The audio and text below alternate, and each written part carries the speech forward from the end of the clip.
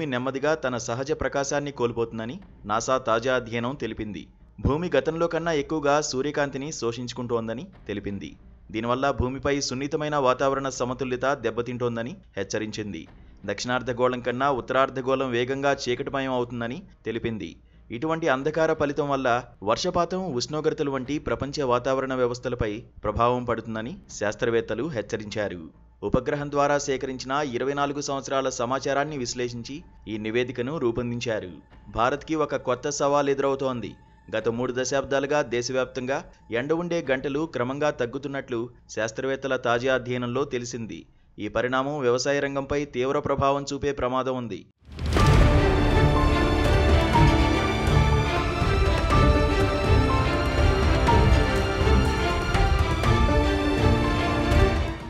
శాస్త్రవేత్తలు 1988 నుంచి 2018 మధ్య కాలంలో దేశంలోని 20 వాతావరణ కేంద్రాల నుంచి సేకరించిన డేటాను విశ్లేషించారు. ఈశాన్య రాష్ట్రాల్లో స్వల్ప మినహాయింపులు ఉన్నప్పటికీ దేశంలోని దాదాపు అన్ని ప్రాంతాల్లో ఏటా సూర్యరశ్మి గంటలు తగ్గుతున్నాయి.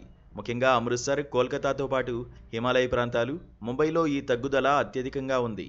గాల్లో తేలియాడే అతి సూక్ష్మ ధూళికణాలు, ఏరోసోల్స్ ఈ సమస్యకు మూల కారణమని శాస్త్రవేత్తలు తేల్చారు.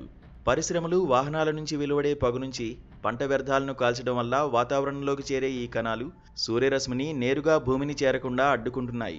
కాలుష్య నియంత్రణ చట్టాల ద్వారా యూరోప్ ఈ సమస్యను అధిగమించి మళ్లీ సూర్యరశ్మిని పొందగలిగింది. భారత్ కూడా కఠిన చట్టాలతో కాలుష్యాన్ని నియంత్రించాలని నిపుణులు సూచిస్తున్నారు. సౌకర్యాల కోసం అడ్డమైన చెత్త కాల్చి భూమిపై మన ఉనికిని నాశనం చేసుకోవడం మాని ముందుకు సాగాల్సిన కీలక సమయం ఇప్పుడు ఆసన్నమైంది.